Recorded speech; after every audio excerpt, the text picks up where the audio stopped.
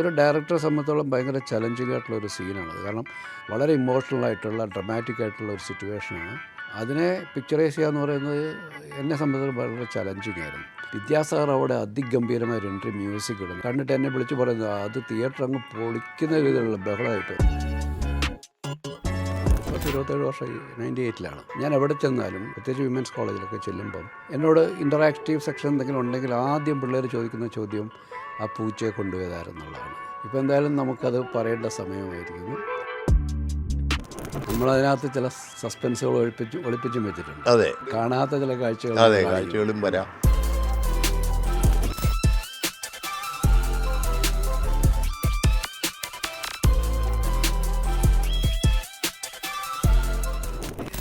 സിയാദ് എന്നെ ആദ്യം കണ്ടത് എപ്പോഴാണെന്ന് ഓർമ്മയുണ്ടോ? അല്ലെങ്കിൽ നമ്മൾ തമ്മിൽ കണ്ടതെന്ന് വെച്ച് കഴിഞ്ഞാൽ, ഞാൻ സത്യനന്ദിക്കാടുമായിട്ടൊരു പ്രോജക്റ്റ്, ഞാൻ നിങ്ങളെ കണ്ടതിൽ ഉപരിയായിട്ട് നിങ്ങളുടെ സിനിമകളൊക്കെ കണ്ട് അങ്ങനെ ഇങ്ങനെയൊരു സിനിമ എനിക്ക് എടുക്കണം എന്നുള്ള ആഗ്രഹത്തോടു കൂടി തന്നെയാണ് ഞാൻ നടന്നിരുന്നത്. ആ സമയത്ത് സത്യൻ്റെ ഒരു പ്രോജക്റ്റുമായിട്ട് ഡിലേഡ് ആയി കഴിഞ്ഞപ്പോഴത്തേക്കും BTH നിങ്ങളുണ്ട്, ഭാരത് ടൂറിസ്റ്റ് ഹോമിൽ ഞാൻ സ്വാമിയായിട്ട് എനിക്കൊന്ന് ഓഗസ്റ്റ് 1 ഡിസ്കഷൻ നടക്കുന്നതാണ്. അപ്പം ഞാൻ നേരെ കയറി വന്നു, സിബി സാറേ ഞാനിതിങ്ങനെ ഇന്ന ആളാണ്, എനിക്കൊരു പടം നിങ്ങൾ കൊണ്ട് ചെയ്യിപ്പിക്കണം എന്ന് എൻ്റെ ആഗ്രഹം പറയും. സിബി നമുക്ക് ചെയ്യാം, പക്ഷേ ഇപ്പം ഇങ്ങനെ ഒരു കമ്മിറ്റ്മെൻറ്റും കാര്യങ്ങളൊക്കെ ആയിട്ട് നിൽക്കുന്നു എന്ന് പറയുന്നു. പക്ഷേ അത് ദൈവത്തിൻ്റെ ഒരു വിളിയാണ്. എന്ന് വെച്ചാൽ സമ്മറിലാണ് നമ്മൾ കൂട്ടിമുട്ടുന്നത്, അതും യാദൃച്ഛികമായിട്ടുള്ള. ഞാൻ പറയുന്നത് നമ്മൾ തമ്മിൽ ആദ്യമായിട്ട് പേഴ്സണലി കണ്ട ഒരു മൂമെൻ്റ് എനിക്ക് ഓർമ്മയുണ്ട്.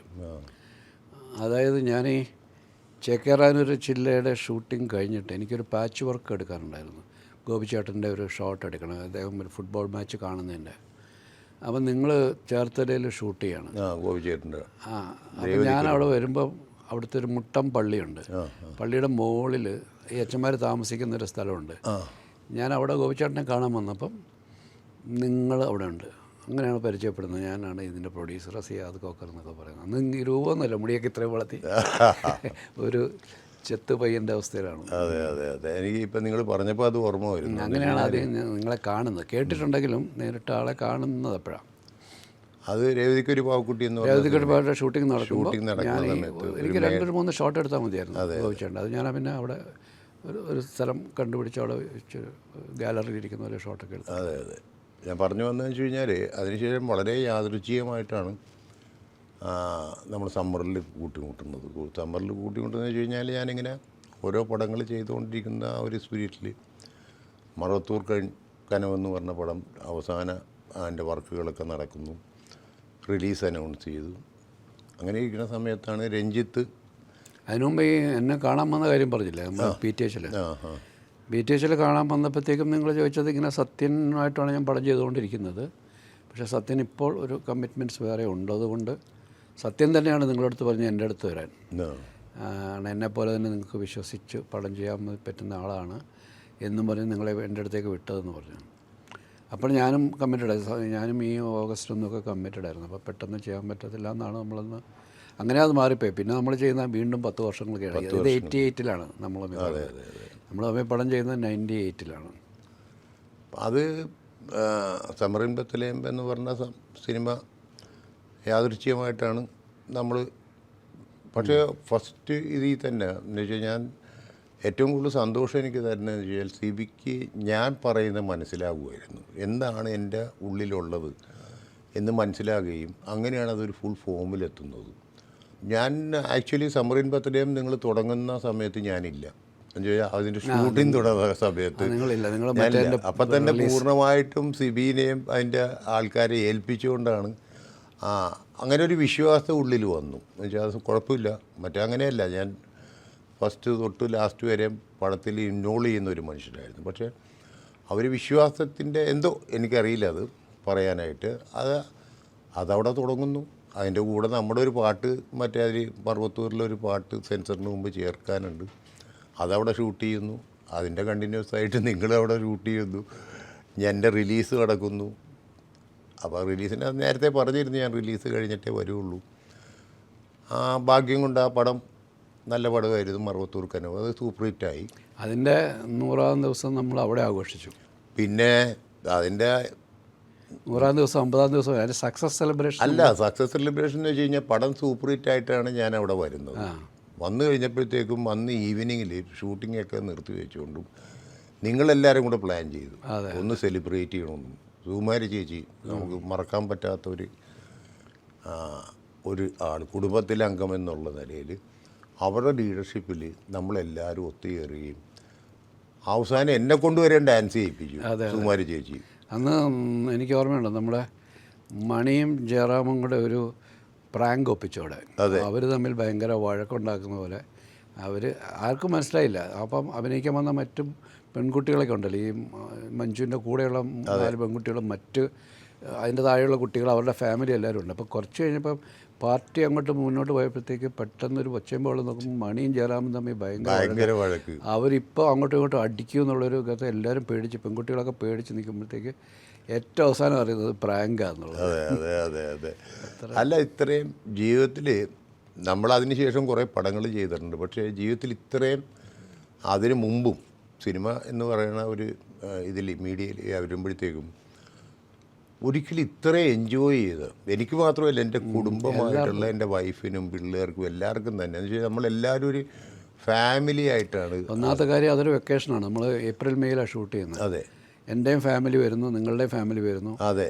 പിന്നെ മൊത്തം ഈ അഭിനയിക്കാൻ വന്ന പെൺകുട്ടികളുടെ പേരൻസും കൊച്ചുകുട്ടികളുടെ പേരൻസ്, അപ്പോൾ എല്ലാവരും ഒരു ഫാമിലി ആയിട്ടാണ്. അപ്പോൾ ഒരു സാധാരണ ഒരു ഷൂട്ടിംഗ് ലൊക്കേഷനിലുള്ള ഒന്നുമല്ല. അത് നമ്മളൊരു ഊട്ടിയിലെ ടൂർ വന്ന പോലെയായിരുന്നു. അതെ, ഊട്ടിയിൽ ഷൂട്ടിംഗ് നടക്കുന്നു. സാധാരണ നമ്മളൊരു ഷൂട്ടെന്ന് പറഞ്ഞാൽ നമ്മൾ ഭയങ്കര പ്രഷറിലായിരിക്കും, ഡയറക്ടറും ടെക്നീഷ്യൻസും ഒക്കെ ഭയങ്കര ഷൂട്ടിൻ്റെ എനിക്ക് ഞാൻ വളരെ റിലാക്സ്ഡ് ആയിട്ട്, കാരണം നമ്മൾ ഷൂട്ട് ചെയ്യുന്ന സിനിമയുടെ കഥയും അത് തന്നെയാണല്ലോ, ഒരു വെക്കേഷനാണ്, ആൾക്കാർ ഫാമിലി ആയിട്ട് വരുന്നത്. നമ്മളും അങ്ങനെ തന്നെ ഫാമിലി ആയിട്ട് അവിടെ ഉണ്ട്. നമ്മുടെ ഫാമിലിയൊക്കെ അവിടെ, അവരും വന്ന് ലൊക്കേഷനിലിരിക്കും, കാണും, അങ്ങനെ പോകുന്നതായിരുന്നു. അത്രയും സിയാദ് പറഞ്ഞാൽ നമ്മൾ അത്രയും എൻജോയ് ചെയ്ത മറ്റൊരു ഷൂട്ടിങ്ങും എൻ്റെ ജീവിതത്തിലുണ്ടായിട്ടില്ല. അല്ല, എനിക്കും അത് ഇന്നും ഒരു വലിയ ഓർമ്മയല്ലേ. എന്ന് വെച്ച് കഴിഞ്ഞാൽ അതിൽ സംഭവിക്കേണ്ട എല്ലാം സംഭവിച്ചു. എന്ന് വെച്ച് കഴിഞ്ഞാൽ ഈ നമ്മളൊരു ബിസിനസ്സായിട്ടല്ല സിനിമ ഷൂട്ട് ചെയ്തത്.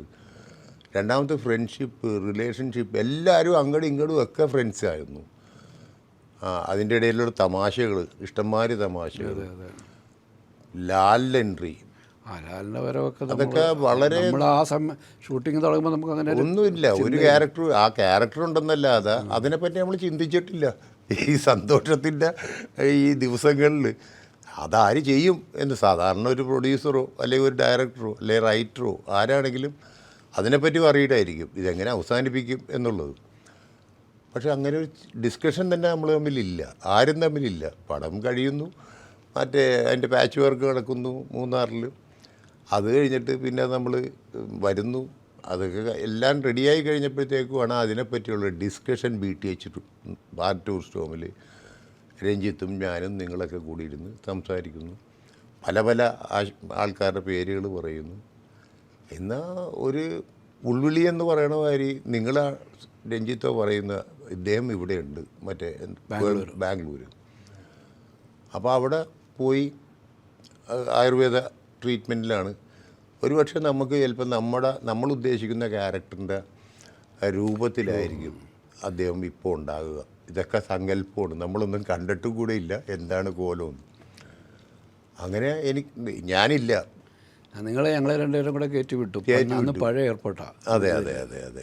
ഞങ്ങളെ രണ്ടുപേരെയും കൂടെ ബാംഗ്ലൂർ വിട്ടു. ഞങ്ങൾ അവിടെ പോകുന്നു, ലാലിനെ കാണുന്നു. ഒരു ഈവനിങ്ങാണ് ഞങ്ങൾ അവിടെ ചെല്ലുന്നത്. അപ്പോൾ ലാലിങ്ങനെ അന്നത്തെ ലാലിൻ്റെ ചികിത്സാ പരിപാടികളൊക്കെ കഴിച്ചിട്ട് അങ്ങനെ നോക്കിയപ്പോൾ ലാലിനെ കാണുമ്പോഴത്തേക്ക് ഭയങ്കര ഗ്രേസ്ഫുള്ളായിട്ടിരിക്കുന്നു. താടിയൊക്കെ വളർത്തി, ഈ കുറേ ദിവസത്തെ ട്രീറ്റ്മെൻറ്റൊക്കെ കഴിഞ്ഞ് സ്കിന്നൊക്കെ വളരെ പതുപതുത്ത് സോഫ്റ്റായിട്ടൊരു ഭയങ്കര ഒരു കൊച്ചു കുഞ്ഞിൻ്റെ ഒരു മുടിയൊക്കെ വളർത്തിയിട്ടുണ്ട്, കുറച്ച് മുടിയൊക്കെ വളർത്തി. അപ്പം ഈ കാര്യം പറഞ്ഞപ്പോഴത്തേക്ക് തന്നെ ലാല് പറഞ്ഞ് നിങ്ങൾ രണ്ടുപേരും വന്നതല്ലേ, അത് ഓക്കെ എന്ന് പറയും. വേറെ ഒന്നും പറഞ്ഞില്ല. 2 ദിവസം കാര്യം വന്നോളാം എന്ന് പറയുന്നു. ഞങ്ങൾ അപ്പം തന്നെ നിങ്ങളെ വിളിച്ച് പറയുന്നു അല്ലേ. അതെ, ഞാൻ ലാലിൻ്റെ അടുത്ത് അപ്പം പറഞ്ഞു, താടി പഠിക്കൽ ഇന്ന് ഇവിടുന്ന് നേരെ ഇറങ്ങിയാൽ നിങ്ങൾ എന്ന് ഇവിടുന്ന് ഇറങ്ങുന്നു അപ്പോൾ നമ്മൾ അതിൻ്റെ പിറ്റേ ദിവസം ഷൂട്ട് ചെയ്യും. അല്ല, അതിലേറ്റവും വലിയ ഒരു സന്തോഷം എന്ന് വെച്ചാൽ നമ്മൾ ലാലിനെ മീറ്റ് ചെയ്യാൻ പോകുന്നു ട്രിവാൻഡ്രത്ത്, ചെന്നൈയിൽ പുള്ളിയുടെ വീട്ടിൽ. നിങ്ങൾ ഈ സംസാരത്തൊക്കെ കഴിഞ്ഞതിന് ശേഷം നമ്മൾ നേരെ ചെല്ലുന്നു, കാര്യങ്ങൾ സംസാരിക്കുന്നു, പിന്നെ ഷൂട്ടിങ്ങാണ്. ആ ഷൂട്ടിങ്ങും ഇതേമാതിരി തന്നെ വളരെ ഇമ്പോർട്ടൻ്റ് ആയിട്ടുള്ള സീക്വൻസാണ് നമ്മൾ ഷൂട്ട് ചെയ്യണത്. അപ്പോഴും നമ്മൾ വളരെ എൻജോയ് ചെയ്തിട്ടാണ്. നിങ്ങൾ മാത്രമേ സീരിയസ് ആയിട്ടുള്ളൂ എന്ന് വെച്ച് കഴിഞ്ഞാൽ അതിൻ്റെ ഒരു ഡെപ്ത്ത് മനസ്സിലാക്കിക്കൊണ്ടുള്ള. ഞാനും ലാലൊക്കെ ചിരിച്ച് കളിച്ച് കാര്യങ്ങൾ ചെയ്ത് അങ്ങനെ എനിക്കറിയില്ല, അതൊരു ഈ മനുഷ്യന് ജീവിതത്തിൽ കിട്ടാവുന്ന. എനിക്ക് ആ ഷൂട്ട് വലിയ ഓർമ്മയുണ്ട്. നമ്മൾ റെഡ് ഹിൽസിലൊരു ബ്ലൈൻഡ് സ്കൂളാണ്. എനിക്ക് പലപ്പോഴും ഞാൻ റിപ്പീറ്റഡായിട്ട് കാണുന്നൊരു, ഞാൻ ചെയ്ത സിനിമകളെല്ലാം നമ്മൾ പിന്നെ റിപ്പീറ്റഡായിട്ട് കാണാറില്ല. പക്ഷേ ചില പർട്ടിക്കുലർ സീൻസ് നമുക്ക് വളരെ സ്പെഷ്യലാണ്. ഞാൻ എപ്പോഴെങ്കിലുമൊക്കെ ഇത് എടുത്തിട്ട് കാണും. കാരണം വെച്ചാൽ അതിൻ്റെ ഒരു ആ ഒരു എന്താണ് അതിൻ്റെ കോറിയോഗ്രാഫിയൊക്കെ. കാരണം ഒരു ഡയറക്ടറെ സംബന്ധിച്ചോളം ഭയങ്കര ചലഞ്ചിങ് ആയിട്ടുള്ളൊരു സീനാണത്. കാരണം ഒരു ക്യാരക്ടർ അഴിക്കപ്പുറത്തും മറ്റ് 2 ക്യാരക്ടേഴ്സ് അഴിക്ക് പുറത്തും നിൽക്കുന്നു. വളരെ ഇമോഷണലായിട്ടുള്ള ഡ്രമാറ്റിക് ആയിട്ടുള്ള ഒരു സിറ്റുവേഷനാണ്. അതിനെ പിക്ചറൈസ് ചെയ്യുക എന്ന് പറയുന്നത് എന്നെ സംബന്ധിച്ച് വളരെ ചലഞ്ചിങ് ആയിരുന്നു. കാരണം നമുക്ക് ക്യാമറയുടെ മൂവ്മെൻറ്റ്സ് ഒക്കെ റെസ്ട്രിക്റ്റ്, ഈ അഴികൾക്ക് അപ്പുറത്തേക്ക് ഇപ്പുറത്തേക്ക് നിൽക്കുമ്പോൾ നമുക്ക് ലിമിറ്റഡ് സ്കോപ്പേ ഉള്ളൂ ക്യാമറയുടെ മൂവ്മെൻറ്റ്സിനും കാര്യങ്ങളൊക്കെ. പക്ഷേ എനിക്കത് നന്നായിട്ട് എക്സിക്യൂട്ട് ചെയ്യാൻ പറ്റി. പ്രത്യേകിച്ച് ലാലിനെ നമ്മൾ ആ സിനിമയിൽ ഭയങ്കര ഒരു അൺഎക്സ്പെക്റ്റഡ് എൻട്രിയാണ്. ഓഡിയൻസിന് നമ്മൾ പബ്ലിസിറ്റിയിൽ കൊടുത്തിട്ടില്ല ലാലുണ്ടെന്നുള്ള. അപ്പോൾ ഇയാളുടെ ഒരു എൻട്രി എന്ന് പറയുന്നത് ഇവരാരെയാണോ ഈ നിരഞ്ജൻ എന്ന് പറയുന്ന കഥാപാത്രത്തെക്കുറിച്ച് പറഞ്ഞ് അങ്ങനെ ഓഡിയൻസിൻ്റെ മനസ്സിൽ ഒരു എന്താണ് ഒരു ഇമേജ് സൃഷ്ടിച്ചിട്ടുണ്ട്. പക്ഷേ ഇത് ആരാണ് വരാൻ പോകുന്നവർക്ക് അറിയില്ല. ഇവർ ആ സ്റ്റെപ്പൊക്കെ കയറി വന്ന് മുകളിൽ നിൽക്കുമ്പോൾ ലാലിൻ്റെ എൻട്രിയിൽ എനിക്ക് കറക്റ്റായിട്ട് ഇങ്ങനെ ഷോട്ട് വെക്കാനപ്പോൾ തോന്നിയത് ഈ നെറ്റിൻ്റെ ഒരു ഡയമണ്ട് ഷേപ്പിലുള്ള നെറ്റാണ്. ആ നെറ്റിൽ ഫോക്കസ് വെച്ചിട്ട് ഫോക്കസിൽ അതാണ് സുരേഷ് ഇങ്ങനെ പെട്ടെന്ന് നോക്കുമ്പോൾ ആരോ വന്നവർ സുരേഷ് നോക്കുമ്പോഴത്തേക്ക് ഈ ഫോക്കസ് അവിടെ വെച്ചിട്ട് ലാലിൻ്റെ എൻട്രിയിൽ കറക്റ്റ് ഞാൻ ഫോക്കസ് ഷിഫ്റ്റ് ചെയ്യാൻ പറഞ്ഞു. ലാൽ എൻ്റർ ആവുന്നു. കറക്റ്റ് എൻട്രി ആ മൊമെൻറ്റിൽ തന്നെ കറക്റ്റായിട്ട് ഷിഫ്റ്റ് വരുന്നു. വിദ്യാസാഗർ അവിടെ അതിഗംഭീരമായൊരു എൻട്രി മ്യൂസിക് ഇടുന്നു. അതായത് ഞാൻ പറഞ്ഞ ഒരുപാട് കാര്യങ്ങൾ ഒന്നിച്ച് ചേർന്നതാണ്. അപ്പോൾ ഒരു സാധാരണ നമ്മളൊരു ഹീറോയുടെ അല്ലെങ്കിൽ ഇത്ര സൂപ്പർ സ്റ്റാറിൻ്റെ എൻട്രി എന്നൊക്കെ പറയുന്നത് മൾട്ടിപ്പിൾ ഷോട്ട്സും ഇതൊന്നും ഈ ഒറ്റ ഫോക്കസ് ഷിഫ്റ്റ് ഷോട്ടിൽ ലാൽ എൻട്രി എന്ന് പറയുന്നത് തിയേറ്ററിൽ നിങ്ങളാണ് ഫസ്റ്റ് ഡേ തിയേറ്ററിൽ കണ്ടിട്ട് എന്നെ വിളിച്ച് പറയുന്നത് അത് തിയേറ്റർ അങ്ങ് പൊളിക്കുന്ന ബഹളമായി. അതിലുപരിയായിട്ടേ എനിക്ക് ആ ഒരു സീക്വൻസ് നിങ്ങൾ ഷൂട്ട് ചെയ്യുന്നു, നമ്മളൊക്കെ ഇൻവോൾവ് ആണ്. ഞാനപ്പോൾ നിങ്ങൾ ഇപ്പോൾ ഈ പറഞ്ഞ ടെക്നിക്കൽ സൈഡ്സിലുള്ള കാര്യങ്ങൾ ഞാൻ ശ്രദ്ധിക്കേണ്ട ഒരു കാര്യമല്ല. അത് ബിക്കോസ് നിങ്ങളുടെ മനസ്സിൽ കൺസീവ് ചെയ്തേക്കുന്ന ഒരു കാര്യമാണ്. അത് ഫിലിമായിട്ട് കാണുമ്പോഴാണ് നമുക്കത് മനസ്സിലാകുക. ഇപ്പോൾ CP പറഞ്ഞ മാതിരി അത് നമ്മൾ ഫിലിമിൽ കണ്ടു, നമുക്കത് ഭയങ്കര ഇൻവോൾവായി. ശരിക്കും അവിടെ ഓരോ ഡയലോഗ്സും അപ്പോഴാണ് എനിക്ക് അതിൻ്റെ ഒരു വലിയ ഡെപ്ത്ത് ഫീൽ ചെയ്യണ അതിൻ്റെ ഡയലോഗ്സ് കേട്ടിട്ട്. അങ്ങനെയാണ് ഞാൻ ശ്രദ്ധിക്കപ്പെടുന്നത്. നമുക്കറിയാമായിരുന്നെങ്കിലും ഈ ഡയലോഗ്സിൻ്റെ ഒരു രഞ്ജിത്ത് ചെയ്തു വെച്ചേക്കുന്ന ആ ഡയലോഗ്സിൻ്റെ ഒരു സംഭവം അത് അപ്പോഴാണ് ഞാനതിൽ ഇൻവോൾവ് ആവണം. പക്ഷേ ഇപ്പോൾ CP പറഞ്ഞ് എക്സ്പ്ലെയിൻ ചെയ്ത ടെക്നിക്കൽ ആ സംഭവം നമ്മൾ സിനിമയിലേ എനിക്ക് കാണാൻ പറ്റുള്ളൂ. ഇത് കഴിഞ്ഞിട്ട് അതിലേറ്റവും വലിയ സന്തോഷകരമായിട്ടുള്ള ഒരു സംഭവം എന്ന് വെച്ചാൽ അതാണ് ലാലിൻ്റെ ഒരു ഇമ്പോർട്ടൻസ് ഞാൻ മനസ്സിലാക്കുന്നത്. ഫ്രണ്ട്ഷിപ്പിൻ്റെ കൊണ്ടാടി നിങ്ങളായിട്ടുള്ള പരിചയത്തിൻ്റെ പുറത്തും നിങ്ങളുടെ പടങ്ങളിലും കൂടെ അദ്ദേഹം വന്നേക്കണ കാര്യങ്ങളും ഞാനുമായിട്ട് കുറേ പടങ്ങൾ ചെയ്തിട്ടുണ്ട്. ആ ഫ്രണ്ട്ഷിപ്പിൻ്റെ ഒരു സംഭവം എന്ന് വെച്ച് കഴിഞ്ഞാൽ അയാളുടെ ഒരു ഇൻവോൾവ്മെൻ്റ് കാര്യം. നമ്മളിത് ഡബ് ചെയ്യാനായിട്ട് ബാലാജി സാറിൻ്റെ മോഹൻലാലിൻ്റെ ഫാദറിലുമായ ബാലാജി സാറിൻ്റെ തിയേറ്ററിൽ തന്നെ സുജാത ഡബ്ബിങ് തിയേറ്റർ അവിടെ തന്നെയാണ് ഡബ് ചെയ്യാനായിട്ട് ഇദ്ദേഹത്തിൻ്റെ ഈ പോർഷൻ ഡബ് ചെയ്യാനായിട്ട് ഏൽപ്പിക്കുന്നത്. അപ്പം ആദ്യം ഞാനും സിബിയും കൂടെ അവിടെ പോകുന്നത്. രഞ്ജിത്ത് ഇല്ല അന്ന്. രഞ്ജിത്ത് അവിടെ ഉണ്ടെന്ന് തോന്നുന്നു, ചെന്നൈയിലുണ്ട്, പക്ഷേ നമ്മുടെ കൂടെ വന്നിട്ടില്ല.